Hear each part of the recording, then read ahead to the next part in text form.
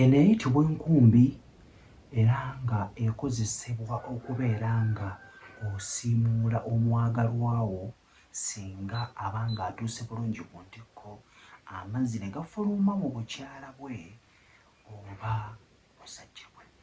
Kati ggwe omukyala ali eyo naawe omwami ali eyo, mbadde nsaba mubeere nga mumpuliriza kubanga bye mbaleetera bya mugaso nnyo, bigenda kubeera nga bitambuza bulungi obulamu bwammwe. Ngenda kukulaga gw'omukyala ogenda kusiimuula otya omukira gw'omusajja n'asigala ng'akyayaayaana okubeera ng'akuzina oba n'alaba nti kati nkooye kankummule. Ebiseera ebisinga muno gy'okoma okubeera ng'omukwata bulungi kimwongera okubeera ng'afuna muli eri amaanyi agongera okubeera nga akuzina. Kaakati enkumbi zino ng'omukyala ali eyo zigamba kiri singa obeera n'enkumbi zo oba nga 3 oba 6 ziba zijja kukuyambako era nga bw'obeera obadde ozifunye making sure kino ziri soft. Ndowooza olaba akantu kano kali soft olina wabeera wadde akuyisizzaako. Regardless okubeera nti kali soft era osobola okubeera nako ng'ali soft naye nga tomanyi ngeri gy'ogenda kubeera nga osiimuulamu omuntu wo. Teri muntu agenda kukusomesa ngeri ya kusiimuulamu nga si yalina omukira. Kati nze alina omukira kankulage biki bye tutayagala oba wa wetwesiwala oba wa awatuluma singa obanga osiimudde bubi. Kaakati guno gwe mukira nga bw'ogulaba kino ky'ekitwe kino kiri delicate nga bw'okiraba.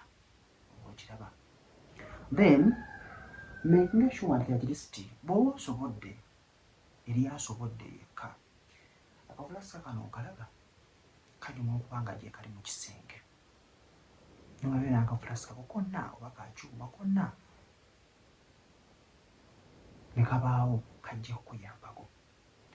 Kaakati omukira guno ogumaliza okubeera nga guvaamu amazzi gukuvuddemu omukyala oba ogenda gukwata bulungi nnyo mukulisayo bulungi nnyo mukazannyo, then kakwate bulungi nnyo kayingako mu mazzi agabuguma biyingi nti omukira guli gwakavaamu mmanayo ate ng'ebuguma, so gukyayagala okubeera nga ate guddayo, gwetaaga okubeera nga gusiimuulwa bulungi ate ne guba nga guddamu okubeera nga gukola ki nga gusituka bulungi. Akabugumu kano kajja kwongera okubeera nga kasitusa omukira ogwo.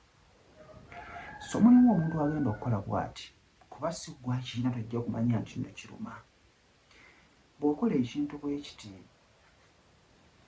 n'oba ng'asiimuula oba engalo kirina engeri gy'ekirumamu naye bw'okakwata bulungi bw'oti kali wet n'osooka n'okayisaako eno mu nsigo n'oyisaako mpola just mpola wanyiganyigamu katini nga bw'olaba bwe nkola mpola then n'okomawo eno ku kitwe just ofolowinga wano ka tip n'ogirako mpola n'oggyako kootuzo otulimu just katini kuba bw'onookola bw'oti